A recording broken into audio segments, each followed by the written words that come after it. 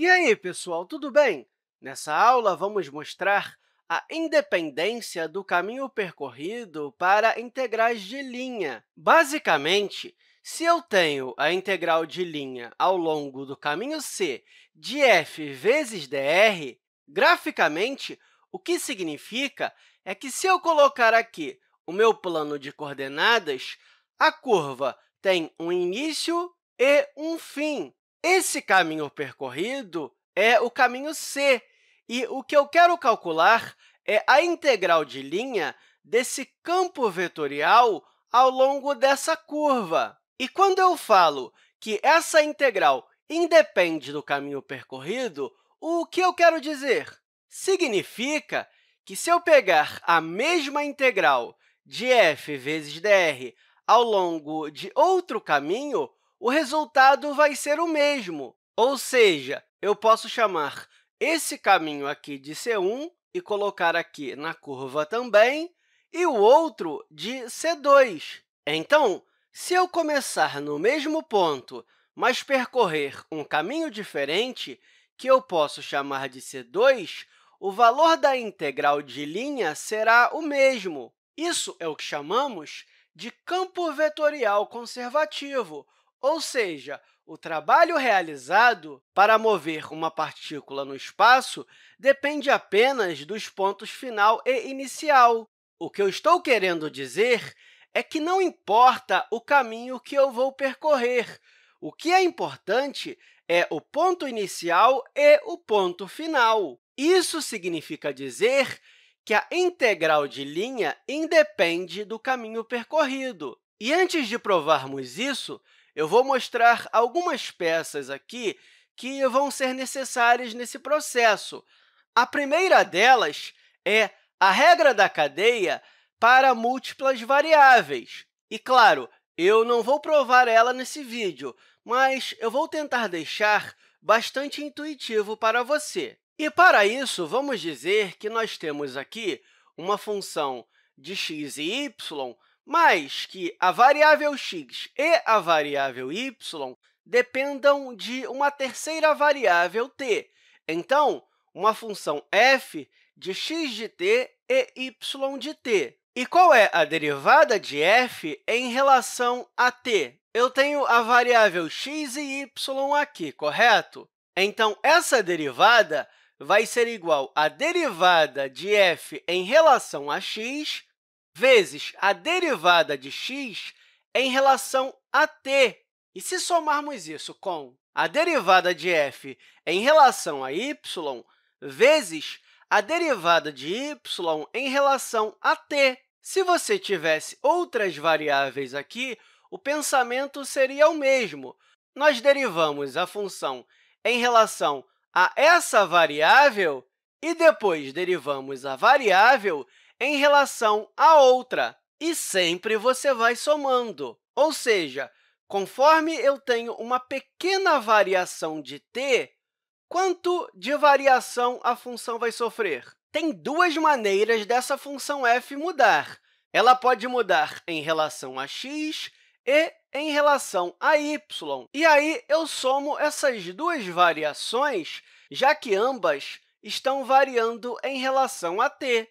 E note que eu posso cancelar essa parcial em relação a x com essa aqui e essa parcial em relação a y com essa aqui. E se eu somar isso, eu vou ter o total de variação de f em relação a t.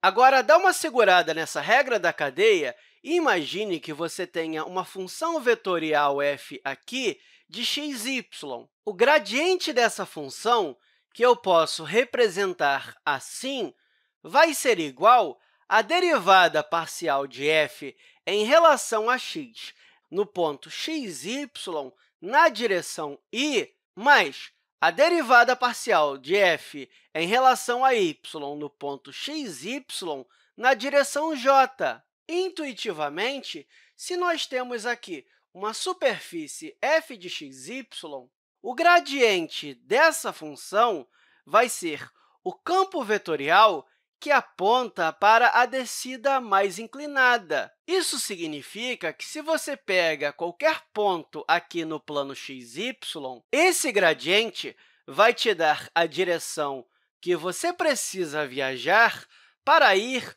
para a descida mais inclinada. Ou seja, a função tem um ponto mínimo por aqui, e esse gradiente te diz esse caminho. Enfim, eu não vou entrar tanto nesse detalhe, porque nós temos outros vídeos aqui na Khan Academy a respeito desse assunto. O foco aqui é provar essa independência de caminhos. O que eu quero provar aqui é que, se f é o gradiente de algum campo escalar, então f é conservativo. Isso é o mesmo que dizer que essas integrais de linha não dependem do caminho percorrido. Nós dependemos apenas do ponto inicial e do ponto final. Primeiro, lembre-se que a função posição, que eu posso escrever como r de t, é igual a x de t na direção y mais y de t na direção j, e esse t varia entre a e b. E, aplicando a definição de gradiente, nós sabemos que f de xy é igual à derivada parcial de f de xy em relação a x na direção y. E, ao invés de eu colocar toda hora esse xy, eu posso simplesmente chamar isso aqui de f.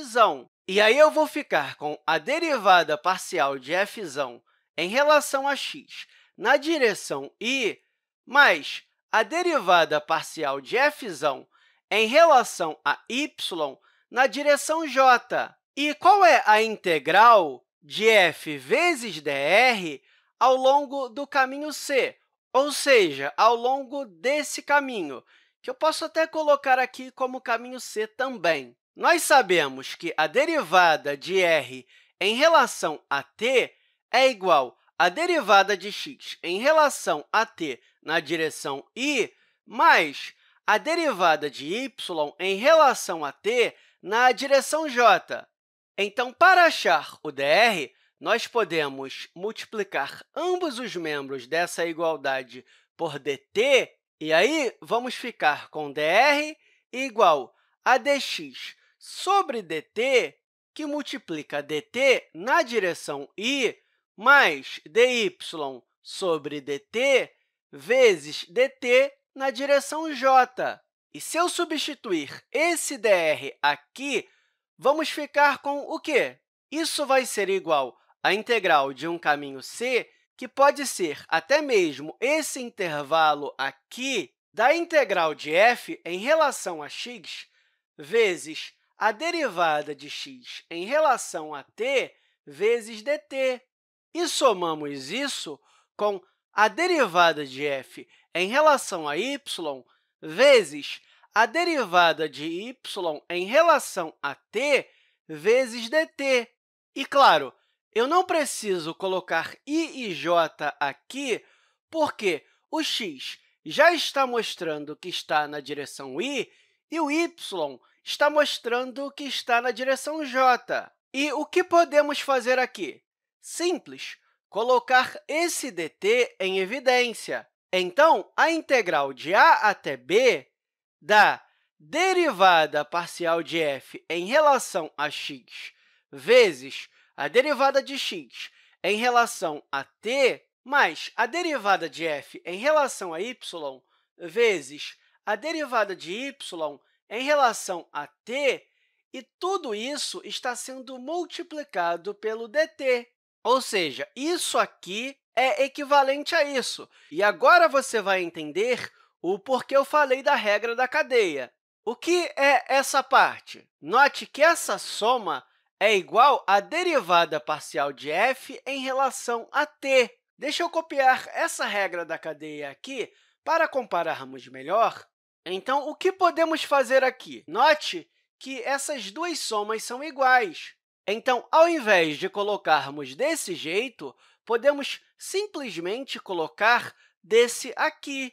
E aí vamos ficar com A integral de a até b da derivada de f em relação a t vezes dt. E como você resolve essa integral? Você faz a integração dessa função interna em relação a t, ou seja, isso aqui vai ser igual a f de t, e só para você não ficar tão confuso, se você tem uma função f de x, y, você pode reescrevê-la como uma função de t, ou seja, f de x de t, y de t, que é a mesma coisa que f de t.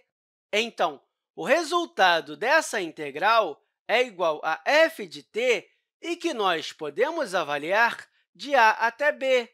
Deixa eu colocar isso aqui embaixo para ficar melhor de ver. Então, f de t avaliado de a até b é igual a f de b menos f de a. É o famoso teorema fundamental do cálculo. E se você quiser complicar um pouquinho mais, você pode até reescrever isso como f de x de b, y de b, menos f de x de a, y de a.